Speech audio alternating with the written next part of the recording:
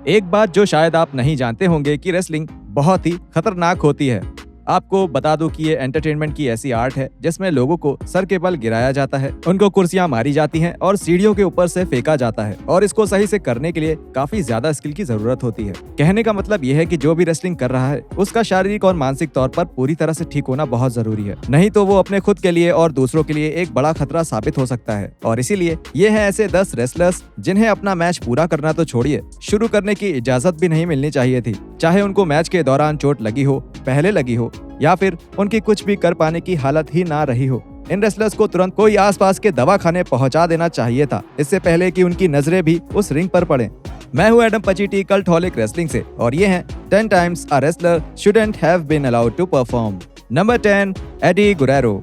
Eddie Guerrero और JBL दोनों को पता था कि वो बहुत कड़े मुकाबले में शामिल होने वाले थे। उनके जजमेंट डे 2004 के WWE टाइटल हेडलाइनर मैच में ब्रैड शॉ का एक बियर पीने वाले baby face tag team specialist से जूनियर एविंग जैसा दिखने वाले सुपर विलन में बदल जाना बहुत ही अचानक से हुआ था, और ये कहना सही होगा कि हर कोई उन्हें एक मजबूत दावेदार नहीं मान रहा था। दोनों ने कंट्रोवर्शियल प्रोमोस और कहानियों का सहारा लेकर अपने बड़े मुकाबले से पहले मुकाबले को गर्म करने की काफी कोशिश करी, लेकिन उनका असली इम्तिहान तो होना था पे पर व्यू के दर्शकों से खचाखच भरे हुए स्टेपल्स सेंटर में। मैच काफी रफ्तार से चल रहा था और भले ही बहुत ज्यादा शानदार नहीं, लेकिन ठीक ठाक जा रहा था। तभी अचानक से जेबीएल ने लैटिनो हीट के सर पे एक धमाकेदार चेयर शॉट मारा और एडी के सर से जैसे खून का फव्वारा बह निकला। ब्लेड जॉब परफॉर्म करते समय गलती से अपनी एक आर्टरी काट लेने के बाद गुरेरो ने क्रिम्सन मास्क शब्द का मतलब ही बदल डाला। इतने ज्यादा बहे हुए खून और खून के बने बड़े बड़े धब्बे देख वहां बैठे दर्शकों को एडी की चिंता होने लगी, और सच बताएं तो ये हैरान कर देने वाला था कि एडी ने काफी देर तक लड़ना जारी रखा, जबकि उनकी चोट से खून लगातार बहे जा रहा था। काफी खून बह जाने की वजह से चैंपियन कमजोर होकर रिंग में गिर पड़े और उन्हें बैक स्टेज में पकड़ के रखा गया, जहां वो बेहोश हो गए। तुरंत एम्बुलेंस से भेजे गए एडी को लगातार ग्लूकोज चढ़ाया गया और टाके लगाए गए, जिसके बाद उन्हें ठीक होने के लिए हफ्ते भर की छुट्टी दी गई। Number 9, Bret Hart. जैसा कि वो अपने 20 फीट के दायरे में आने वाले हर किसी को ये बताएंगे कि ब्रेट हार्ट का इन रिंग करियर खत्म होने का कारण था गोल्डबर्ग की एक गलत थ्रस्ट किक, जो कि WCW के स्टारकेड 99 पे पर व्यू के मेन इवेंट में उन्हें मारी गई थी। ये माना जाता है कि हार्ट को उस मैच के दौरान 3 और बार कंकशन की समस्या आई थी, और ये मैच अजीब ढंग से खत्म हुआ क्योंकि ये WCW था। हिटमैन को सर पे इतनी सारी चोट लगने के बाद कुछ समय छुट्टी ले लेनी चाहिए थी ठीक होने के लिए, लेकिन क्योंकि उनका नाम इस लिस्ट पे है तो आप समझ ही गए होंगे कि आगे क्या होने वाला है। आगे हुआ ये कि वो सीधे रिंग के अंदर दिखे, वो भी अगली ही रात।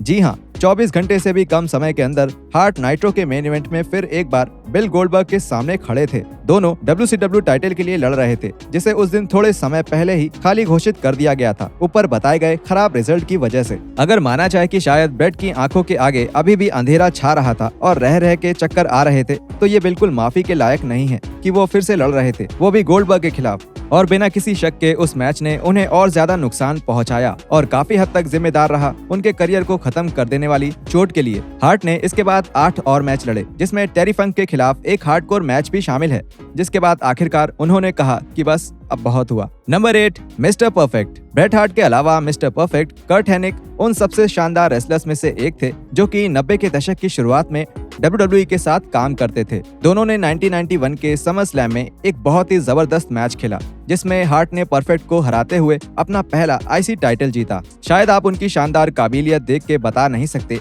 लेकिन मैच के दौरान हेनिक बहुत ही जोरदार पीठ के दर्द से जूझ रहे थे, जो कि इस मुकाबले से कुछ हफ्तों पहले ही शुरू हुआ था। उनकी चोट इतनी खराब थी कि वो खुद का सिग्नेचर परफेक्ट फ्लेक्स भी नहीं मार पा रहे थे, लेकिन फिर भी उन्होंने पे पर व्यू में एक बार इस्तेमाल करने के लिए ये मूव बचा के रखा था, लेकिन उससे भी ब्रेट ने किक आउट कर दिया। हिटमैन को टाइटल सौंपने के बाद परफेक्ट ने ठीक होने के लिए कुछ समय की छुट्टी ली, और कुछ समय छुट्टी लेने से हमारा मतलब है कि वो असल में कुछ दिनों के लिए रिटायर हो गए। लेकिन क्योंकि रेसलिंग में रिटायरमेंट्स उतने ही दिन टिकती है जितने दिन रिक फ्लेयर की शादियां या फिर खुद रिक फ्लेयर की रिटायरमेंट्स, हेनिक ने भी रिंग में आखिरकार वापसी कर ही ली। लेकिन फिर भी ये सोच के ही डर लगता है कि परफेक्ट और हार्ट्स जैसे बेहतरीन रेसलर्स के बीच हुआ शानदार मुकाबला एक अहम कारण हो सकता है एक महान रेसलर के रिंग से दूर जाने का। Number 7, the Undertaker.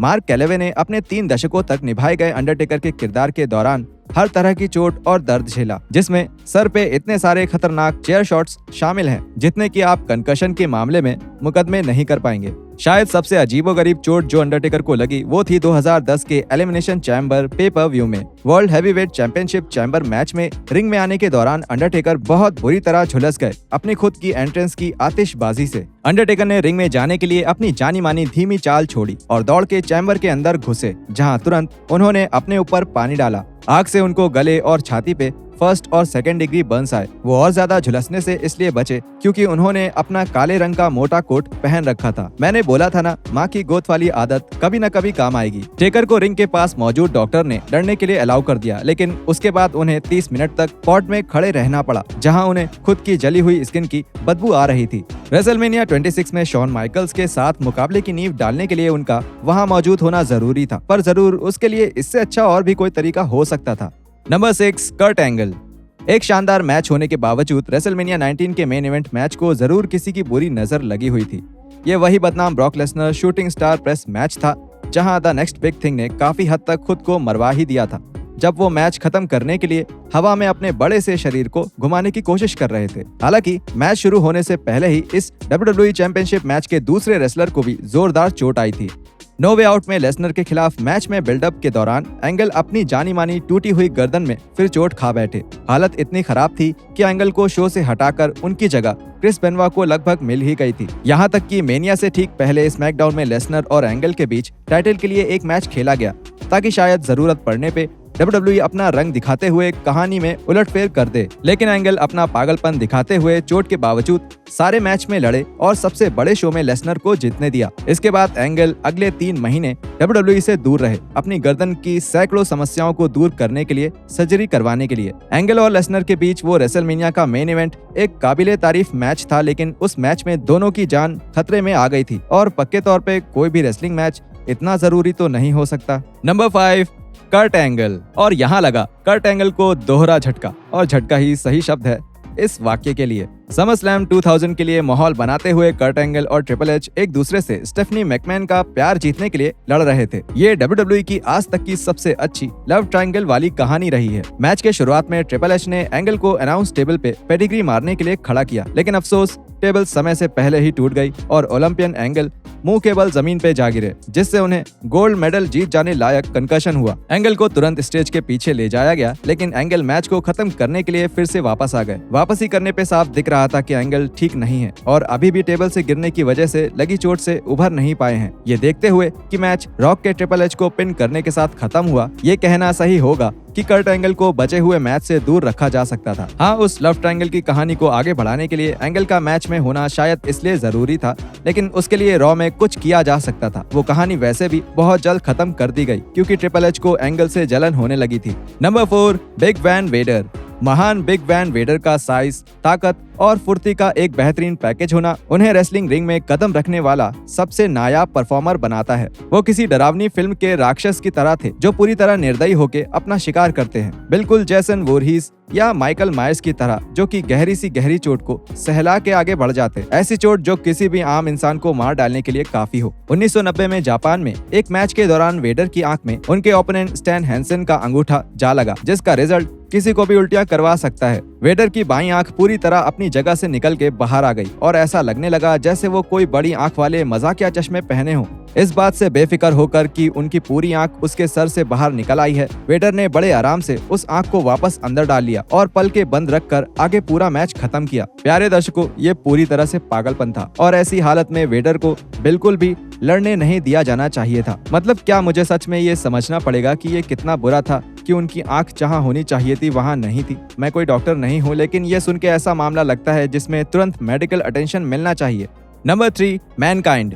अगर बात आती है रेसलिंग में ऊंचाइयों से गिरने के माउंट रशमोर की, तो शायद मिक फॉली के ही उसमें से 2 या 3 सर होंगे, और अगर इजाजत मिले तो शायद वो उसी पहाड़ के ऊपर से जलती हुई टेबल पे कूद भी सकते हैं। उनका सबसे यादगार स्टंट अगर कोई है तो वो है उनका किंग ऑफ द रिंग 1998 में अंडरटेकर के खिलाफ हुए हेल इन अ सेल मैच की छत से नीचे गिरना। मिक फॉली केज के किनारे से 20 फीट नीचे जमीन पे आकर जोर से गिरे।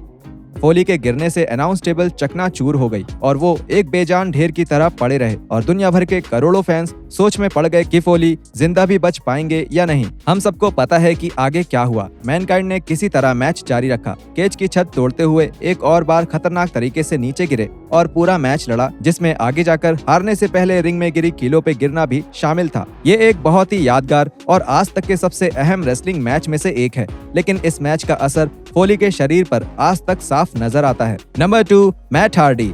AEW के ऑल आउट 2020 पेपर व्यू में हुए ब्रोकन रूल्स मैच की शुरुआत में सैमी गुवारा ने मैट हार्डी को सीजर लिफ्ट के ऊपर से टैकल किया, जिससे दोनों लोग नीचे रखी टेबल तोड़ते हुए जमीन पे गिरे। एक बेहद खतरनाक मूव जिसमें मैट का सर नीचे कंक्रीट की जमीन पे जा भिड़ा और वो पूरी तरह से बेहोश हो गए। मेरे कहने का मतलब कि सबसे पहले तो वो फर्श को पैडेड क्यों नहीं बनाया गया, दूसरा उनकी गिरने की रफ्तार को कम करने के लिए वहां और ज्यादा टेबल्स क्यों नहीं थी, और तीसरा कि ये किसने सोचा था कि ये बहुत ही अच्छा आइडिया है। उसके आगे जो हुआ वो कोई नहीं देखना चाहता। हार्डी बहुत लंबे समय तक पड़े रहे, फिर गुवारा ने उनको खींच के उनके पैरों पे खड़ा किया, जिससे कि 10 तक की गिनती पूरी ना हो सके। मैट बेहोशी की हालत में इधर उधर ठोकरे खाते रहे और बेसब्री से मैच खत्म करने की कोशिश करते रहे। फिर घंटी बजी और मैच को रोकने का फैसला लिया गया, लेकिन ऐसा हुआ नहीं, क्योंकि पता नहीं कैसे पर मैट को मैच पूरा खत्म करने के लिए अलाउ कर दिया गया, जो कि खत्म हुआ एक बेवकूफी भरे मूव में, जिसमें मैट और सैमी को ऊंचे लोहे के ढांचे पे चढ़ना था। चोट लगने के बाद हार्डी को इस मुकाबले से कोसों दूर रखना चाहिए था, क्योंकि वो मैच जारी रखने की हालत में बिल्कुल भी नहीं थे। AEW के डॉक्टर्स का उन्हें ये मैच जारी रखने के लिए अलाउ करना आज तक कंपनी के लिए एक काला धब्बा बना हुआ है।